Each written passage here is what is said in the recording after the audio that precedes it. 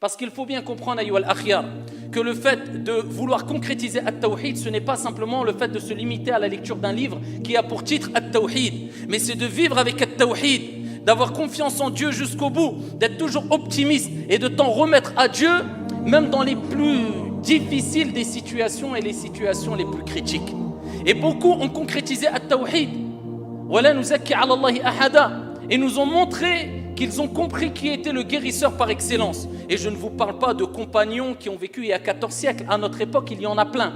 Ici, à titre d'exemple, il y a un qari, misri, un récitateur égyptien qui est toujours vivant, qu'Allah Jalla wa Ala allonge sa vie sur son obéissance. Amin ya Rabbal Alamin.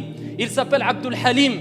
Et lui, il nous raconte ce récit qui a eu lieu, si je ne me trompe pas, il y a plus de 20 ans ou 20 années en arrière. 20 années en arrière. Il y a 20 ans. Et il dit qu'il a été pris d'une maladie intense au foie. Il est parti chez le médecin, bien sûr, en utilisant les causes, c'est ce qui est demandé. Et après plusieurs analyses, eh bien, le médecin l'a convoqué. Et il lui a dit, malheureusement, je dois t'annoncer que ta maladie est irréversible. On ne peut plus rien faire. Ton foie ne fonctionne quasiment plus. Plus que cela, je suis obligé de te le dire et de te prévenir. Il ne te reste sûrement plus que 1 mois au plus à vivre.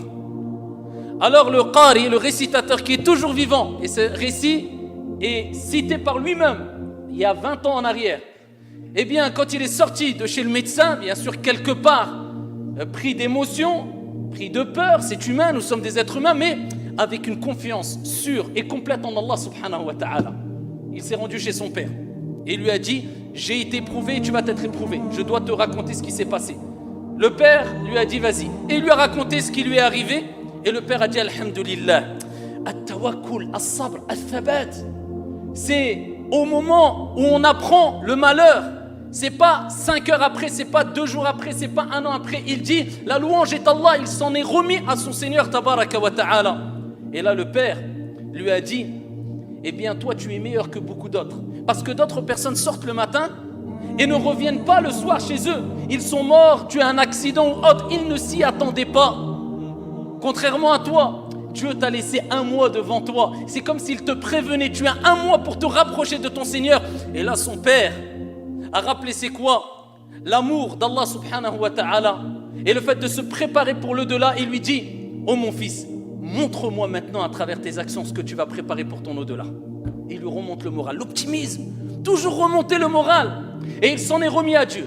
Et il a multiplié les invocations, la récitation du Coran et Qiyamul Layl. Et il est tombé malade. Ou il a reçu du moins cette annonce pendant le mois du Ramadan, alors qu'il présidait la prière pour Salat al-Tarawih. Et vers la fin du Ramadan, ici quand il a entendu cette nouvelle, eh bien il s'est retranché chez lui et il s'est consacré à ce qu'on appelle al-Khalwa. Il s'est isolé entre lui et son Seigneur Tabaraka wa Ta'ala. Et ce qu'il dit à ce moment-là est quelque chose de très intense. Il dit, j'ai fait plusieurs nuits, Qiyamul Layl, toutes mes nuits, ou la quasi-totalité de mes nuits, je l'ai passé en priant. Mais regardez ce qu'il dit, ce qui est très important. Il dit, je me souviens d'une dua, et je pense que c'est la cause de ma guérison. Il dit, lors du dernier tiers de la nuit, il n'a pas dit, j'ai invoqué Allah simplement. Il a dit, j'ai parlé à Allah. Et ça, c'est toute la différence. Il y a une différence entre invoquer Allah de façon mécanique et parler à Allah avec ton cœur. Et il dit, j'ai parlé à Allah et je lui ai dit, ya Allah, tu sais que quand il y avait des malades, eh bien je me rendais chez eux et je récitais le Coran sur eux et par ta permission, ils guérissaient. Maintenant, aujourd'hui, qui peut me guérir à part toi? Je m'en remets à toi alors que toutes les portes autour de moi sont fermées. Ya Allah, guéris-moi. Et il dit une parole très forte, j'ai parlé à Dieu.